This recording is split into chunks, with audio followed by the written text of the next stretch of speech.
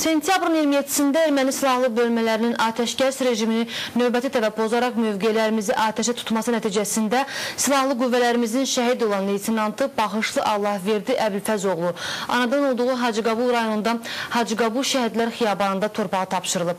Daha ətraflı dəfində iştirak edən İlkin Kərimovun reportajında.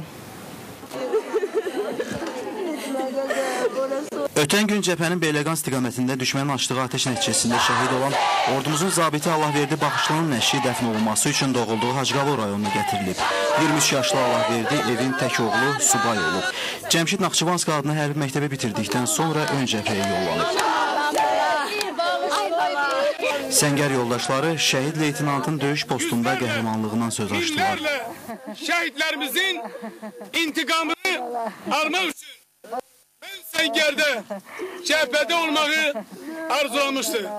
Şəhid zabitimizin dəfni xüsusi qaydalarla həyata keçirildi. Azərbaycanın dövlət bayrağına bükülmüş nəşi hərbi qarovulun müşayiəti ilə şəhidlər xiyabanına gətirildi.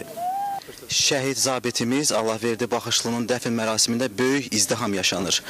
Onun dəfn mərasimində qulluq etdiyi hərbi hissənin əskər zabit heyəti, Müdafiə Nazirliyinin, həmçinin daxili qoşunların əskər zabit heyəti də iştirak edir.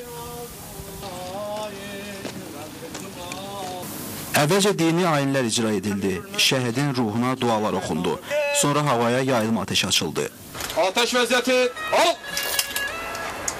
Ateş! Döyüş bayrağı nəvəsi və oğlu şəhid olmuş Baxış kişiyə verildi. Allahverdi Baxışlı şəhidlər xiyabanında torpağa tapşırıldı. Yaxınları, onu tanıyanlar şəhid leytinantla bağlı fikirlərini bölüşdülər. Biz ona elə tərbiyə eləmişdik ki, bu həqiqətən bu gün biz ondan bu qeyrəti, bu qəhrəmanlığı gözləyirdik. Atası yolunu davam etdirmiş və qəhrəmancasına həlak olmuşdur. Allah rəhmət eləsin. Baxışlılar ailəsi 2 şəhid verib. Allahverdinin atası Əbilfəz Baxışlı da 1994-cü ildə Ağdam uğrunda gedən döyüşlərdə şəhid olub. Allah bütün şəhidlərə rəhmət eləsin.